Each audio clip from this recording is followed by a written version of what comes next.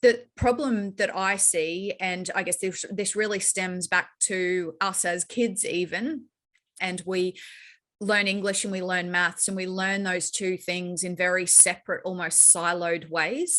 Looking at those two things as completely separate doesn't serve any purpose, doesn't serve the purpose anymore. In the second generation, there was more sharing. So more people would have access to the information, but it was generally, as an employee or as a team leader, if I wanted to know something, I needed to go to the analysts and find out, and I might get a report sent back to me. This is a great one. I think this might get a bit challenging here for a moment.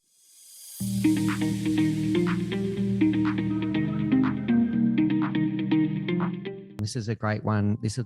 I think this might get a bit challenging here for a moment. So we now know pretty much unequivocally that people make decisions emotionally and they justify them rationally.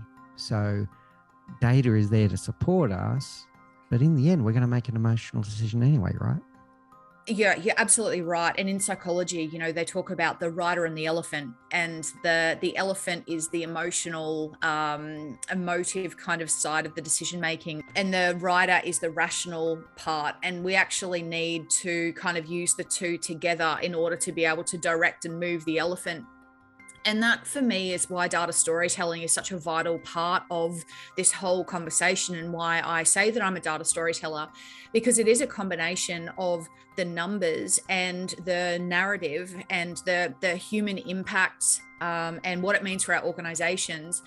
That actually means that we can land this stuff and we can actually use data in a way that benefits us and our organizations and our clients. The problem that I see, and I guess this really stems back to us as kids even, we go to school in year one and we learn English and we learn maths and we learn those two things in very separate, almost siloed ways.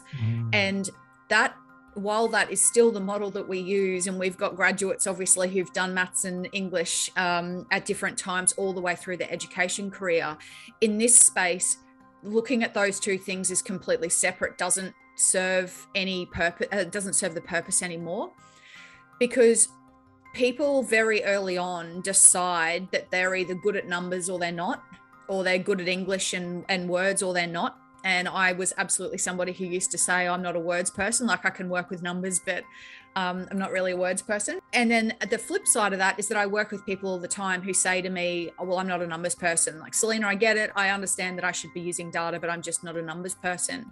And I think that those experiences that we have from a really young age in primary school or elementary school are absolutely fundamental and key in our, I guess, almost like an identity of whether or not we lean one way or the other.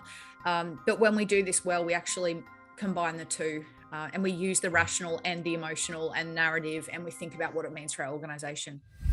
Hey everyone, it's Mick Spiers from the Leadership Project, where we empower leaders with all of the knowledge and skills that they need to create amazing teams and amazing workspaces. If you're liking today's video, please don't forget to hit like, subscribe, and the notification bell. Back to the show.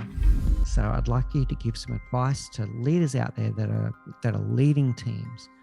And let's say that their mindset is exactly what your book says. They're either, I'm not a numbers person, or it might be the complete opposite. I'm a numbers person. I do everything data driven. Any advice to leaders out there that are having those mindset, either very solid mindset, I'm a numbers person, or very solid mindset, I'm not a numbers person, I can't do this? Any advice? We need to get people engaged in conversations about using data. So it is no longer the job of a team of analysts or the data scientists in our organization to do all of the data work, and then all of the rest of us sit outside of that. There's been a couple of generations of business intelligence where initially the people who had access to the numbers were generally the CEO and the analysts only. In the second generation, there was more sharing. So more people would have access to the information, but it was generally, as an employee or as a team leader, if I wanted to know something, I needed to go to the analysts and find out, and I might get a report sent back to me. But in the third generation of business intelligence, everybody in the organization has got access to the information they need when they need it. and organizations are moving into a data democracy. And so rather than data being held by a group of people or being kind of behind like different logins and permissions, it's actually about opening up this conversation and making the information more accessible to others. So I worked with an organization recently where their marketing teams, they had about 15 people in marketing and about 30 in sales. And those two teams had no access to one another's data. So the marketing team was getting pretty frustrated that sales weren't happening and that as at the rate that they were expecting, and the sales team were getting frustrated with marketing because they felt that the marketing wasn't hitting the mark, if you like. It wasn't kind of doing the job of what they were trying to do, and the two weren't actually speaking to one another. So as leaders, the first thing really is around how can we start to build this culture in an organization where people have got access to all the information that they could potentially need. So a really good way is having some organizations actually set up a data team or a group of people that have an interest in this space.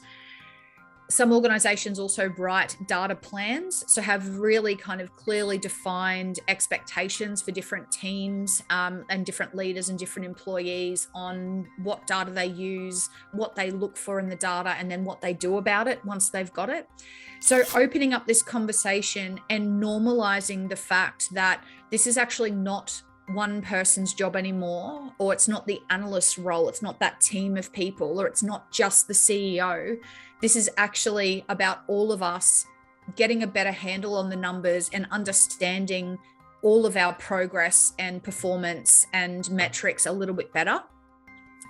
I'm not a data scientist, and I don't believe that we all need to be a data scientist, but we do need to be able to get all of our employees at a point where they can look at numbers and not be freaked out by them, for starters, but actually engage in a decent conversation and ask some good questions and be a part of the decision making.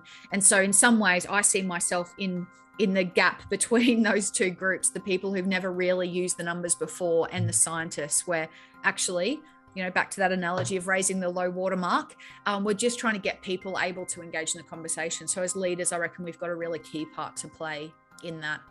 Wonderful. So engage in better conversations, ask better questions, and let the data inform you in a open and transparent way is what I'm hearing there.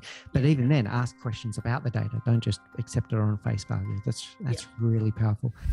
Hey everyone, it's Mick Spiers from the Leadership Project, where we empower leaders with the knowledge and skills that they need to create amazing teams and amazing workspaces.